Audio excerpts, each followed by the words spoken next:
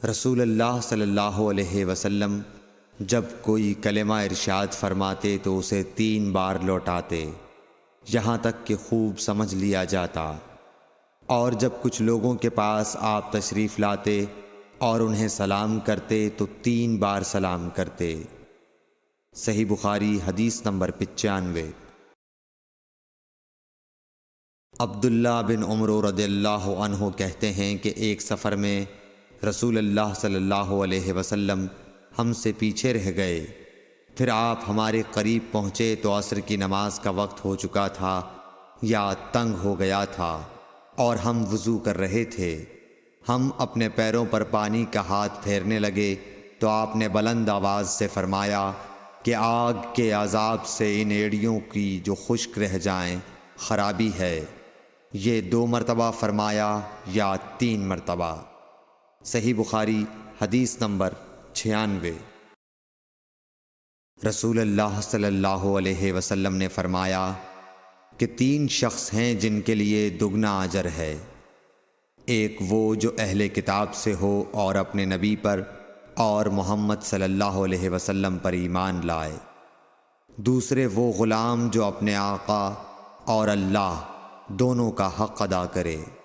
اور تیسرے وہ آدمی جس کے پاس کوئی لونڈی ہو جس سے شباشی کرتا ہے، اور اس کو تربیت دے تو اچھی تربیت دے، تعلیم دے تو عمدہ دے، پھر اسے آزاد کر کے اس سے نکاح کر لے تو اس کے لیے دگنا اجر ہے۔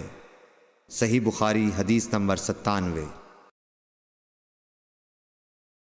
نبی صلی اللہ علیہ وسلم ایک مرتبہ عید کے موقع پر مردوں کی صفوں میں سے نکلے اور آپ کے ساتھ بلال رضی اللہ تعالی عنہ تھے۔ آپ کو خیال ہوا عورتوں کو خطبہ اچھی طرح نہیں سنائی دیا تو آپ نے انہیں علیحدہ نصیحت فرمائی اور صدقے کا حکم دیا۔ یہ واز سن کر کوئی عورت بالی اور کوئی عورت انگوٹھی ڈالنے لگی، اور بلال رضی اللہ تعالی عنہ اپنے کپڑے کے دامن میں یہ چیزیں لینے لگے۔ صحیح بخاری حدیث نمبر 98۔ حضرت ابو ہریرہ رضی اللہ تعالی عنہ نے عرض کیا، یا رسول اللہ، قیامت کے دن آپ کی شفاعت سے سب سے زیادہ سعادت کسے ملے گی؟ تو رسول اللہ صلی اللہ علیہ وسلم نے فرمایا، اے ابو ہریرہ، مجھے یقین تھا کہ تم سے پہلے کوئی اس کے بارے میں مجھ سے دریافت نہیں کرے گا، کیونکہ میں نے حدیث کے متعلق تمہاری حرص دیکھ لی تھی۔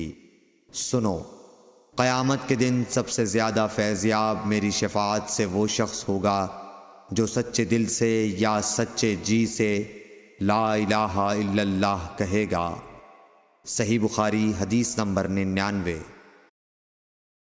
رسول اللہ صلی اللہ علیہ وآلہ وسلم نے فرمایا کہ اللہ علم کو اس طرح نہیں اٹھا لے گا کہ اس کو بندوں سے چھین لے، بلکہ وہ پختہ کار علماء کو موت دے کر علم اٹھائے گا، حتیٰ کہ جب کوئی عالم باقی نہیں رہے گا تو لوگ جاہلوں کو سردار بنا لیں گے، ان سے سوالات کیے جائیں گے اور وہ بغیر علم کے جواب دیں گے، اس لیے خود بھی گمراہ ہوں گے اور لوگوں کو بھی گمراہ کریں گے۔